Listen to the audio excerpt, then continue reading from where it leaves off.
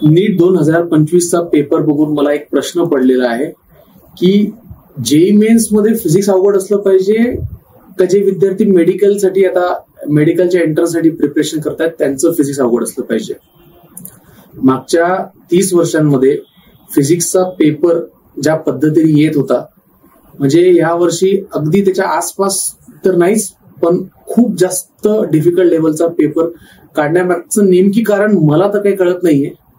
एनटीच्या डोक्यात नेमकी काय प्रश्न आहे किंवा काय त्यांचं लॉजिक आहे याच्या मागचं हे तर मला कळत नाही. आणि त्यामुळे झालं असं आहे की आता विद्यार्थी कन्फ्यूज झालेले आहेत, ते घाबरलेले आहेत, सगळे शिक्षक सुद्धा शॉक्ड आहेत. मला असं कोणीच भेटलं नाही की ज्यांचं असं मत होतं की सर आम्ही प्रिपेअर्ड होतो या टाईपच्या पेपरला. तर एनटीने नेमकी असं का केलं म्हणजे हे विचार सुद्धा होत नाही याचा लॉजिक काय. मागच्या वर्षी जो प्रॉब्लेम झाला तर त्याला ते म्हणतो आपण की त्याला सॉल्व्ह करण्याचा प्रयत्न होता का आणि जर खरंच सॉल्व्ह करण्याचा प्रयत्न होता तर ही जी पद्धत होती ती बरोबर होती का.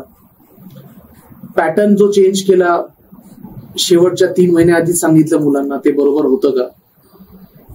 खरंच नीट प्रिपेअर करणारे विद्यार्थी या लेवलचं प्रिपरेशन करतात का आणि जर हो तर मग आजपर्यंत एवढे नीटचे पेपर झाले, एवढे मेडिकल एंट्रन्स एक्झाम झाल्या त्याच्यामध्ये अशी लेवल कधीच नव्हती. ह्याच्या आधी काढलेले जे आधी आलेले पेपर्स आहेत त्यांची लेवल कमी होती का. बरं जेई मेन्स जे एके काळी इतकी छान लेवलची एक्झाम होती त्याची लेवल एकदम सडनली ड्रॉप का केली.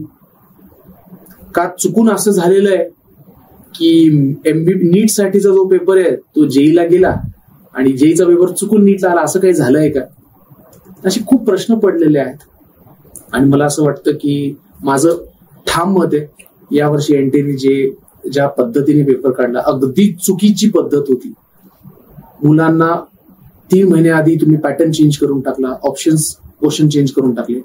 माझी एक छोटीशी विनंती आहे की विद्यार्थ्यांसाठी काही नवीन एखादं पॅटर्न आणायचं असेल, लेवल चेंज करायची असेल तर विद्यार्थ्यांना एक नोटिफिकेशन, सिंपल नोटिफिकेशन की या वर्षीचा पेपर हा एनसीईआरटीला थोडाफार धरून असेल किंवा अवघड असेल किंवा पॅटर्न चेंज करायचं तर 1 वर्ष आधी की पुढच्या वर्षीचा पॅटर्न असा असेल.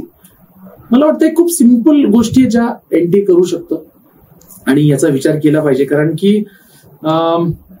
विद्यार्थ्यांना हे नाही होत हँडल. माझ्याकडे 2-2, 3-3 वर्ष रिपीट करणारे विद्यार्थी त्यांना नाही होत हँडल. त्यांची मानसिकता इतकी खराब होईल आणि जर असा पेपर काढला तर ते स्वतःला कसं इमोशनली हँडल करतील ह्याचा विचार एकदा एनटीने केला पाहिजे होता असं माझं मत आहे. बाकी तुमचं काय मत आहे हे तुम्ही नक्कीच कळवा. आणि जे विद्यार्थ्यांना कमी स्कोर आलेला आहे त्यांना मी एवढं सांगेल की तुमची याच्यामध्ये काहीच चूक नाही. तुम्ही पूर्ण एफर्ट्स घेतलेले आहे, तुम्ही हार्डवर्क केलेलं आहे, तुमच्या आई वडिलांनी तुम्हाला सपोर्ट दिलेला आहे. ज्या कोचिंग्समध्ये तुम्ही ऍडमिशन घेतलं त्या कोचिंगने आतापर्यंत मागच्या 10 वर्षात जे झालं त्या पद्धतीने पेपर पण प्रॅक्टिस करून घेतले असतील. त्यामुळे विद्यार्थ्यांना तुमची याच्यामध्ये काहीच चूक नाही तर वाईट वाटून घेऊ नका. आणि एनटीएचं याच्या मागे दुसरं काही रिझन असेल तर मला वाटतं एनटीए सांगेल ते येऊन समोर आपल्याला की नाही इथून पुढे आपल्याला अशा पद्धतीने अभ्यास करायचा किंवा असे सरप्राइजेस पुढे सुद्धा भेटू शकतात. अजून बरंच काही बोलायचं तर आहे पण परिस्थिती अशी आहे की विद्यार्थ्यांना या पॉइंटला समजून घेणं गरजेचं आहे, त्यांच्यासोबत उभा राहणं गरजेचं आहे आणि पुढे काय करायचं आहे हा खूप मोठा प्रश्न आहे सगळ्यांसमोरच आहे की पुढे करायचं काय. या प्रश्नाचं उत्तर आपण आता शोधायला सुरुवात केली पाहिजे कारण की मागच्या वर्षी आपण बघितलं की याचा फारसा फरक पडत नाही. वरतून बऱ्याच गोष्टी होतात पण शेवटी विद्यार्थी भरडला जातो. पालक ते बिचारे म्हणजे त्यांच्या पद्धतीने पूर्ण विद्यार्थ्यांना सपोर्ट करतात. असो मला वाटतं आपल्यालाच याच्यातून धडा घेतला पाहिजे की आपण नेहमीच वर्स्ट साठी प्रिपेअर असलं पाहिजे. तर विद्यार्थ्यांनो प्लीज नाराज होऊ नका आणि तुमच्या शिक्षकांना भेटा, बोला आणि सगळेच तुमचे मित्र जवळपास या सिच्युएशन मध्ये आहे. ठीक आहे तर